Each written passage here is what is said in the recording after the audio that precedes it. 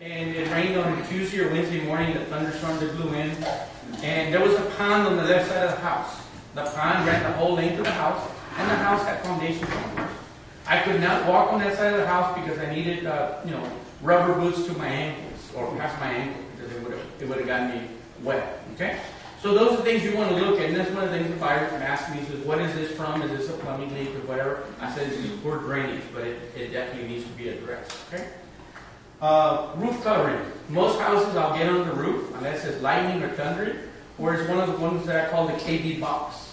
It's actually a structure that you need a 40-foot ladder to get up there. We're not required to get up on those 40-foot roofs because it's also hazardous for us. Okay, and we'll check those roofs with binoculars and also try to access them from inside the attic space, inside the crawl space in the attic.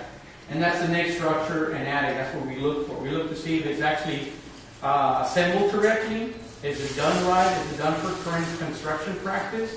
And we refer a lot to construction practice because a lot of times there is no code. It's been done that way by the last 50 years or 20 years, whatever, and that's what we follow, or we follow the reference of the codes.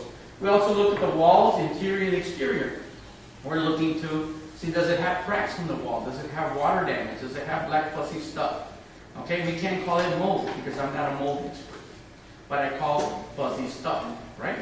And everybody knows what that fuzzy stuff is, right? It's like if you go out there and you see a snake, well, you don't know what kind of snake it is, you call it a snake, and you know it crawls on the ground. Same thing here. Ceilings and floors. I'm going to look for deficiencies in ceilings and floors. There's a ceiling crack right there, and my pointer does work right here. See? Okay, come on, here it goes. There, right there. See? There's a little seam crack. Is that critical? Well, we have to look at the whole house. Yeah, I only looked at one room.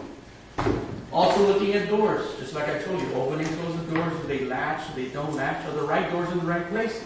A lot of times old houses have doors between the house and the garage that are only hollow. Okay? And the way you can tell if it's hollow, you go up to the door, very simple for me, sounds hollow. On a solid exterior door, it's got to be solid, just like this. Sounds different, okay? And the reason you want a solid door between the house and the garage in case of a fire, you don't want that fire spreading through the house. You want it to be contained in the garage or vice versa. There was a case last year where a house caught on fire in Stone Oak. The house caught on fire, but the garage was intact because the fire walls contained the fire and the garage was not destroyed. Opposite effect, right? That's what we're